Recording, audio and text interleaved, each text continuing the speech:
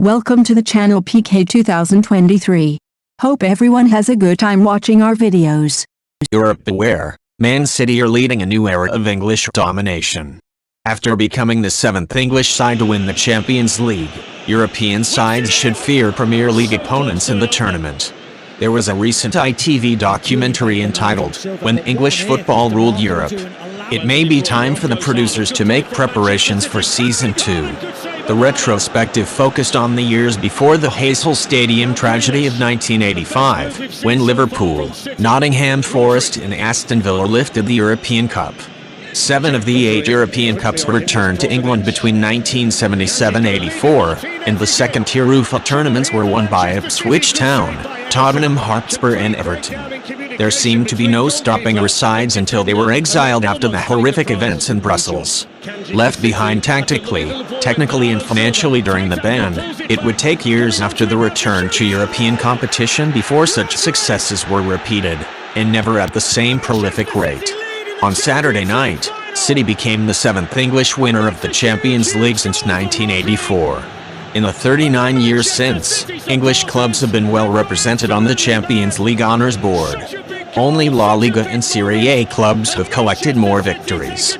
Bundesliga clubs have only 4 wins during that time, so the Premier League has often left its imprint on the biggest stage.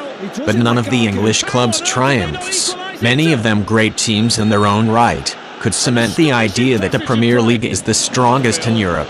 Only now, with City's victory meaning 3 of the last 6 Champions League finals had been won by an English team, does it feel like the pendulum might swing back to that pre-Heysel superiority. Pep Guardiola's side is the obvious spearhead. 2 Premier League captains lifting a major European trophy in the space of 4 days is the most compelling evidence that English clubs can start to think about collecting UEFA honours on an annual basis. West Ham United's Europa Conference League victory should inspire Aston Villa to believe they can replicate that success next season. The scenes in East London over the last few days will increase the determination of many clubs to seize the last European spot in future years. In the Europa League, Liverpool will go into next year's tournament as favourites, and Brighton and Hove Albion can go far under the management of the exceptional Roberto De Zerbi. No European side will want to draw the Premier League teams. Spanish, German and Italian clubs have long feared this day would dawn, no doubt worried it would happen sooner than given the financial power of English clubs, especially City. They are waking up to the nightmare now. Until recently, the Premier League was regarded overseas as the most wealthy and entertaining without necessarily being the most technically proficient. Real Madrid have almost single-handedly fended off the Premier League challenge to La Liga's status as the most complete division. But when I stood in the Ataturk Stadium and witnessed City's players dancing around with the most coveted trophy in club football, it felt like they were celebrating the first of many European Cup wins. City have the capacity to achieve what Liverpool did under Bob Paisley and Joe Fagan, winning 4 European Cups in 8 seasons, 1977-84, AC Milan's 3 wins in 6 years, 1989-94, or Real Madrid's 5 wins over 8 years, 2014-22. Who can stop them defending their European title next year? The contenders are going to have to significantly up their game over the summer.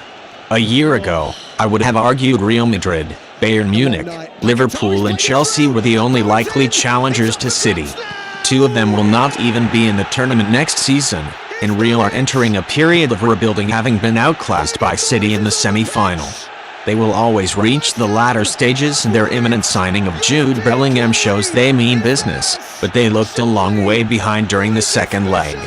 So too were Bayern Munich in the quarter-final as City made the toughest section of the Champions League draw look like a stroll. A team will have to emerge over the next 12 months to make anything other than a repeat City victory a shock. That is a daunting challenge. City probably would have won the European Cup earlier but for defeats by Liverpool and Tottenham Hotspur, their domestic rivals, often their biggest obstacle to success. Of England's Champions League contingent in 2023-24, Manchester United, Arsenal and Newcastle United will return at a different moment in their history, to some extent pleased to be there, targeting qualification from the group stage and hoping to avoid City in the knockout draw. Because of City, Actually winning it is an optimistic hope rather than realistic expectation. That is another reason why City will be confident that no team is currently equipped to beat them when they are at their best. For as long as Guardiola is at the Etihad, they will be the side everyone else fears, the best resourced team with the best manager and many of the best players of their generation. By adding the European Cup to his City CV, Guardiola has also added weight to the argument he is the greatest coach of all time. Sir Alex Ferguson's supporters will always suggest otherwise. The reality is it is not even a debate beyond this country. At two different clubs, Guardiola has created a side which has produced the most perfect football I have ever seen live, first with his Barcelona Champions League winners of 2011 and now City in 2023. The argument about whether City's treble winners are better than Ferguson's of 1999 should be over, too. This City team is on a different level. What is staggering about City's treble is how little jeopardy there has been, their most worrying moments being in the closing stages of Saturday's final when extra time was prevented. City left Istanbul amid a sense of beginning in Europe rather than mere completion of their Abu Dhabi owner's ultimate ambition. After the treble of 1999, Ferguson would wait another 9 years to lift the European Cup, his side successful in the Champions League without dominating it. City can leave every rival in their wake. Just as it is hard to see how any side will stop City domestically, the same is now true in Europe.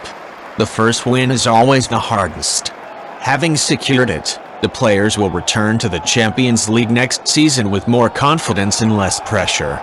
A dynasty is forming at City under Guardiola. Many will say this is more about City and everything that has led to their success than English football. But amid their despair, domestic rivals can find some consolation. With English clubs flexing their muscle in Europe as powerfully as they have for 40 years, there should be plenty more Premier League supporters celebrating UEFA glory in the coming years. Thank you for watching our video. Please subscribe channel, comment and sharing our videos.